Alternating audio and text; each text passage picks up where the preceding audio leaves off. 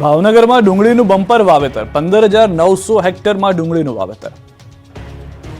ભાવનગરમાં શિયાળાની ઠંડી જામતા રવિ પાકના વાવેતરમાં વધારો થયો. એક જ અઠવાડિયામાં જિલ્લામાં 14,500 હેક્ટર સુધીનો વધારો થયો છે. સમગ્ર ગુજરાતમાં કુલ 24,800 હેક્ટરમાં ડુંગળીનું વાવેતર થયું છે, જેમાંથી એકલા ભાવનગર જિલ્લામાં 15,900 હેક્ટરમાં ખેડૂતોએ ડુંગળી વાવી છે. સમગ્ર રાજ્યમાં ડુંગળીના પાકમાં અન્ય જિલ્લાઓની સરખામણીમાં ભાવનગર ડુંગળીના વાવેતરમાં અગ્રેસર છે. ગત વર્ષે ભાવનગરમાં 52.40% ડુંગળીનું વાવેતર થયું હતું, જ્યારે કે તેની સરખામણીમાં ચાલુ વર્ષે વધીને 64.11% ડુંગળીનું વાવેતર છે. જેમ જેમ શિયાળાની કડકડતી ઠંડીમાં વધારો થઈ રહ્યો છે, તેમ તેમ ભાવનગર જિલ્લામાં હજુ પણ રવિ પાકના વાવેતરનો આંક વધી શકે છે. મહત્વનું છે કે જિલ્લામાં ડુંગળી સહિત ઘઉં, ચણા સહિતના તમામ રવિ પાકની વાત કરીએ તો રવિ પાકના વાવેતરનો આંક 44,000 હેક્ટરને આંબી ગયો છે. બીજી તરફ એક જ સપ્તાહમાં જિલ્લામાં ડુંગળીના વાવેતરમાં 4,300 હેક્ટરનો વધારો થયો છે. ભાવનગર જિલ્લામાં આ વર્ષે ઘઉંનું વાવેતર 7,400 હેક્ટરના આંકને આંબી ગયું છે.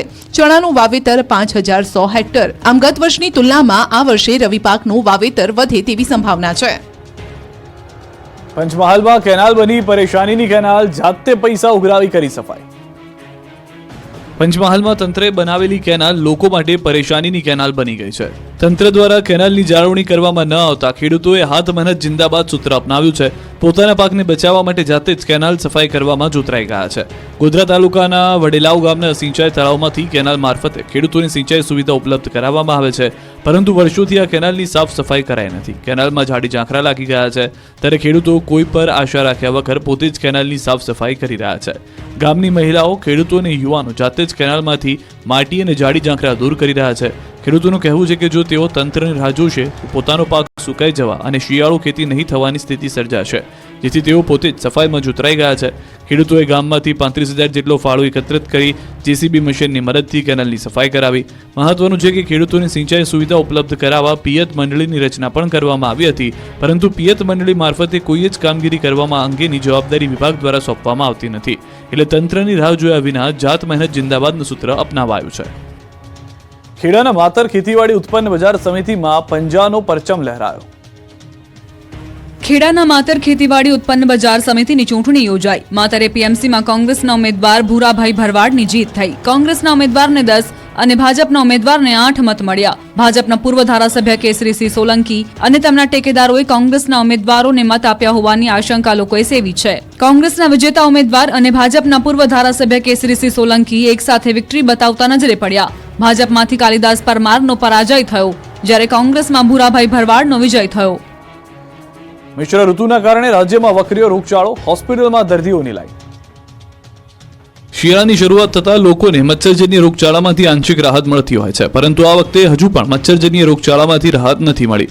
રાજકોટ શહેરમાં ગત સપ્તાહે રાજકોટ મહાનગરપાલિકાના આરોગ્ય વિભાગના ચોપડે ડેન્ગ્યુનો 1 કેસ, મેલેરિયાના 2 કેસ, જ્યારે ચિકનગુનિયાના 8 જેટલા કેસ નોંધાયા હોવાનું જાણવા મળ્યું. તો આ તરફ રાજકોટ મહાનગરપાલિકા દ્વારા રોગચાળાને કાબૂમાં રાખવા સતત દવા છાંટવામાં આવી રહી છે, ફોગિંગની કામગીરી કરવામાં આવી રહી છે.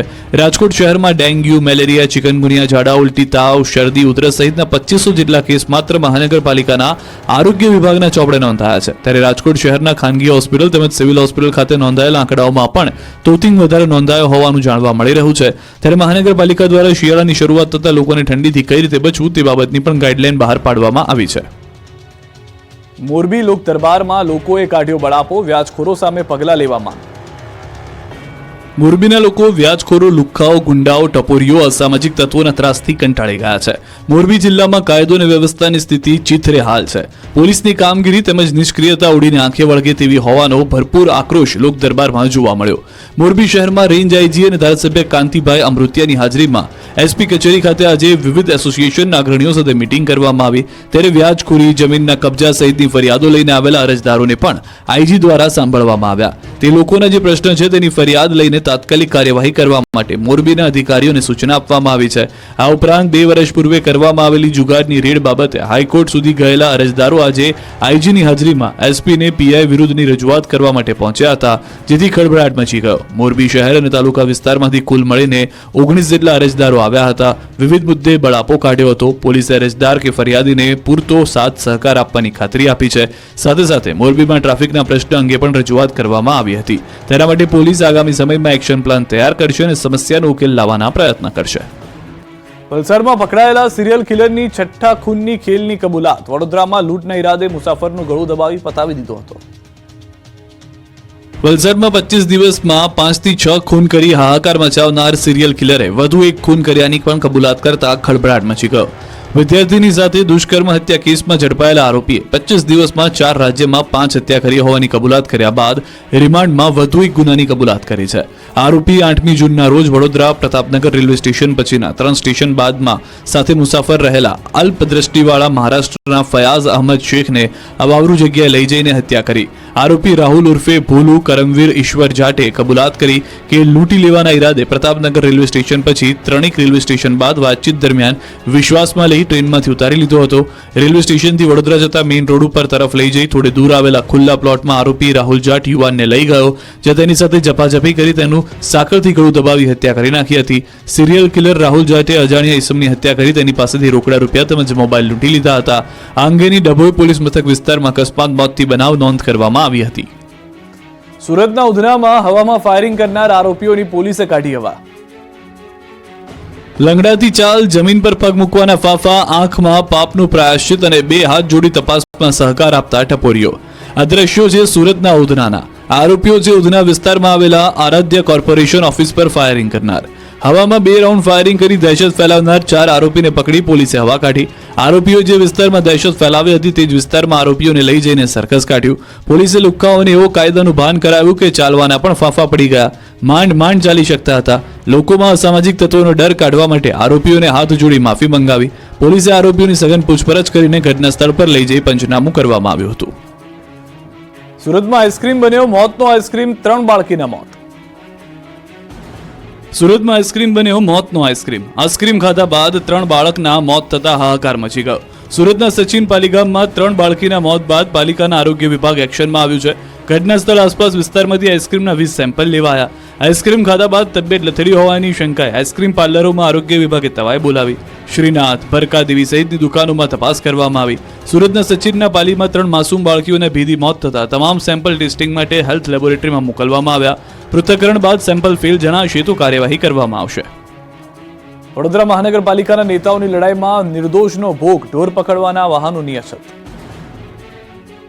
વડોદરામાં રખડતા ઢોરનો ત્રાસ સતત વધી રહ્યો છે, છતાં કોર્પોરેટરના શાસકોની ઊંઘ નથી ઉડી રહી. ઢોર પાર્ટી કામગીરી કરવા તત્પર છે, પણ તેમની પાસે પૂરતા વાહનો જ નથી. વડોદરા મનપા પાસે ઢોર પકડવાના વાહનની અછત છે, જેથી સ્થાયી સમિતિમાં ઢોર પાર્ટી માટે 8 ટ્રેક્ટર, 8 ટ્રિપર વાહન અને 16 બોલેરો પિકઅપ વાન ખરીદવા માટેની દરખાસ્ત મુકાઈ હતી. જો કે અંદરોઅંદરની લડાઈમાં એક સભ્યના વિરોધથી દરખાસ્ત નામંજૂર થઈ ગઈ છે. વ્હીકલ પુલ મેનેજરનું કહેવું છે કે પૂરતા વાહનો ન હોવાથી તેમની ટીમ ઢોર પકડવાની અસરકારક કામગીરી નથી કરી શકતી. વડોદરામાં હાલમાં ઢોર પાર્ટીની 7 ટીમ કામ કરવી જોઈએ, પણ વાહનો ન હોવાથી 6 ટીમ જ કામ કરી રહી છે.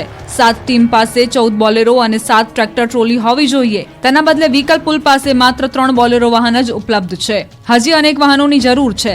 આ મામલે વિપક્ષ નેતાએ શાસક પક્ષને ઘેર્યું અને નાગરિકોના હિતમાં કામ ન થઈ રહ્યા હોવાના આરોપ મૂક્યા. તો સ્થાયી સમિતિના ચેરમેને નવેસરથી દરખાસ્ત મુકાવી મંજૂર કરાવીને વાહનોની ખરીદી કરવાનું કહ્યું. અમદાવાદના લાંભાના લોકો દૂષિત પાણી પીવા મજબૂર. એએમસી વિપક્ષ નેતા શહેજાદ ખાન પઠાણના સવાલો. આવું પાણી અમદાવાદના લાંભા વોર્ડના લોકો પી રહ્યા છે. અમદાવાદના લાંભા વોર્ડના કમોડ ગામમાં દૂષિત પાણીની પારાયણના કારણે લોકોને દૂષિત પાણી પીવું પડી રહ્યું છે. દૂષિત પાણીની સમસ્યાથી સ્થાનિકો મુશ્કેલીમાં છે. ત્યારે એએમસી વિપક્ષ નેતા શહેજાદ ખાન પઠાણે પણ કમોડમાં પહોંચી લોકોની સમસ્યા જાણી. મહત્વનું છે કે વર્ષ 2007 થી કોર્પોરેશનમાં લાંભા વોર્ડનો સમાવેશ થયો છે અને ત્યારથી જ લોકોને હાલાકી છે. સ્થાનિકો આ રીતે જ દૂષિત પાણી પીવા મજબૂર છે. એએમસી દ્વારા વિકાસ કરવામાં આવતો ન હોવાનો સ્થાનિક નો આરોપ છે. છેલ્લા 5 મહિનાથી કમોડ ગામમાં બોરનું પાણી પ્રદૂષિત થતા લોકો 3 વખત પાણી ગાળીને પીવા મજબૂર છે. શહેજાદ ખાન પઠાણે કહ્યું છે કે કોર્પોરેશન અધિકારી અને નેતા લોકો પીવાનું શુદ્ધ પાણી આપવામાં નિષ્ફળ ગયા છે. બીજી તરફ પ્રદૂષિત પાણી મુદ્દે લાંભાના કમોડની મહિલાઓ રણચંડી બની એમસી કચેરી ખાતે હલ્લાબોલ કર્યો. પ્રદૂષિત પાણીની બોટલ સાથે પહોંચી મહિલાઓએ કહ્યું કે એમસી હદ વિસ્તારમાં અમારા નવા વિસ્તારનો સમાવેશ થયો પણ સુવિધા નથી મળી. એમસી સંચાલિત બોરમાંથી રેતીવાળું ગંદુ પાણી આવે છે.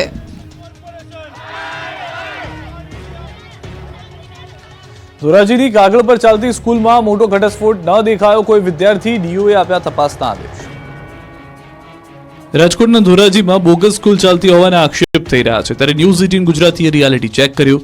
છાડવાવદર ગામમાં કાગળ પર ચાલતી શાળા પર ન્યૂઝ 18 ગુજરાતીની ટીમ પહોંચી અને હકીકત જાણવાનો પ્રયાસ કર્યો. શાળામાં ઓન રેકોર્ડ 54 વિદ્યાર્થીઓ અભ્યાસ કરતા હોવાનું દેખાડ્યું છે.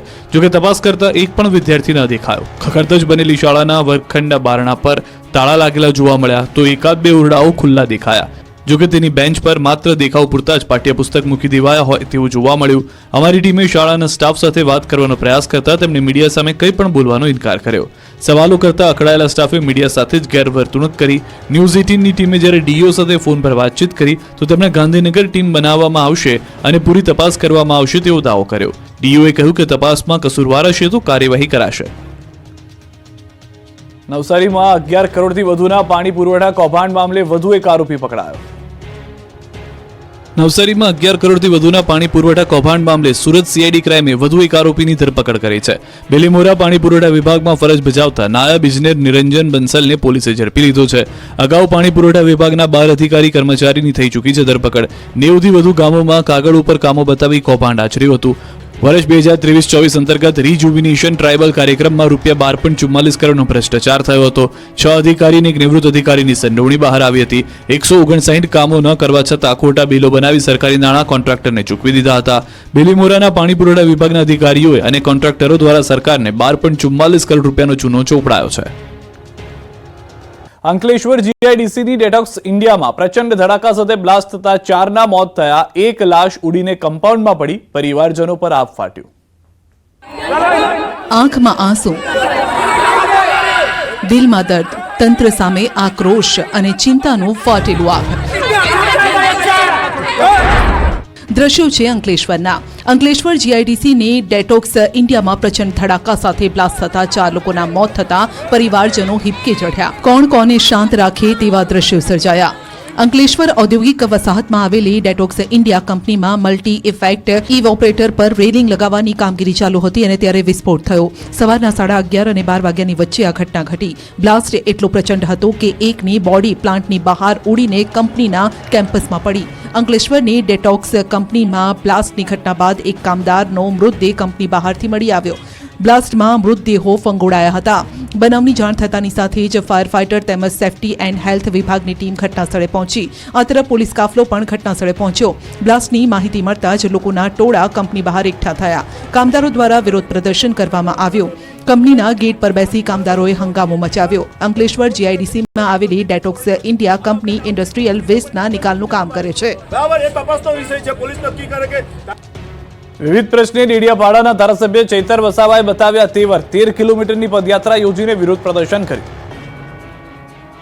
ડેડિયાપાડાના ધારાસભ્ય ચૈતર વસાવાએ 13 કિલોમીટરની પદયાત્રા યોજીને વિરોધ પ્રદર્શન કર્યું. ભરૂચ જિલ્લામાં ગેરકાયદે રેત ખનન, બિસ્માર રસ્તાઓ અને રોજગારીની માંગ સાથે રાજપારડીથી ઝઘડિયા સુધી 13 કિલોમીટરની પદયાત્રા યોજી, જેમાં મોટી સંખ્યામાં લોકો જોડાયા. અધિકારીઓ અને ભાજપ નેતાઓની મિલીભગતથી કૌભાંડ ચાલી રહ્યો હોવાનો ચૈતર વસાવાએ આક્ષેપ કર્યો. તો બીજી તરફ ચોમાસામાં બિસ્માર થઈ ગયેલા રસ્તાઓનું હજુ સુધી સમારકામ ન થતા રોષ ઠાલવ્યો. ઉદ્યોગમાં સ્થાનિકોને રોજગારીને લઈને પણ આક્ષેપ કર્યા અને તમામ પ્રશ્નોના નિવારણ માટે 7 દિવસનો સમય આપ્યો. 7 દિવસના સમસ્યાનો ઉકેલ નહીં આવે તો ચૈતર વસાવાએ ફરી પદયાત્રા કરી કલેક્ટર કચેરીનો ઘેરાવ કરવાની ચીમકી ઉચ્ચારી. 7 દિવસમાં પદયાત્રા થકી ઝઘડિયાથી નેશનલ હાઈવે નંબર 48 થી ભરૂચ કલેક્ટર કચેરીનો ઘેરાવ કરવાની ચીમકી ઉચ્ચારવામાં આવી છે. ભરૂચમાં ભૂમાફિયાઓ મુદ્દે કોંગ્રેસનું વિરોધ પ્રદર્શન. કચેરીને તાળાબંધી કરવા જતા નેતાઓ અને પોલીસ વચ્ચે ઘર્ષણ. ભરૂચ જિલ્લામાં ચાલતા ગેરકાયદેસર રેતી ખનન મામલામાં કોંગ્રેસે આજે વિરોધ પ્રદર્શન યોજ્યું, જેમાં ભૂમાફિયા કોણ છે, સરકારના દલાલ છે, નારેબાજી કરવામાં આવી. કોંગ્રેસના આગેવાનો અને કાર્યકરોએ ખાણ અને ખનીજ વિભાગની કચેરીને તાળાબંધીનો પ્રયાસ કરતા પોલીસ અને આગેવાનો વચ્ચે ઘર્ષણના દ્રશ્યો સર્જાયા. ભરૂચ જિલ્લામાં ગેરકાયદેસર રેતી ખનનનો મુદ્દો હવે રાજકીય રંગ પકડી રહ્યો છે. અગાઉ સાંસદ મનસુખ વસાવા અને ધારાસભ્ય ચૈતર વસાવાએ આ બાબતે અધિકારીઓનો ઓધળો લીધો હતો. ત્યારબાદ આજે ભરૂચ જિલ્લા કોંગ્રેસ સમિતિ દ્વારા વિરોધ પ્રદર્શન યોજાયું. કોંગ્રેસના આગેવાનો અને કાર્યકરો મોટી સંખ્યામાં કલેક્ટર કચેરી ખાતે પહોંચ્યા. ભાજપ સરકાર વિરુદ્ધ ભારે સૂત્રોચ્ચાર કર્યા.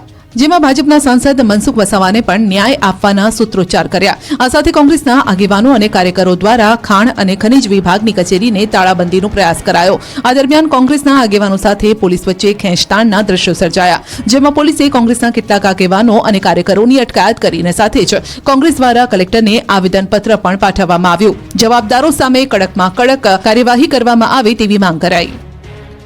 અમદાવાદની કિડની હોસ્પિટલ બહાર ઉમેદવારોના ધરણા મેરિટ લિસ્ટને લઈને મચાવ્યો હોબાળો.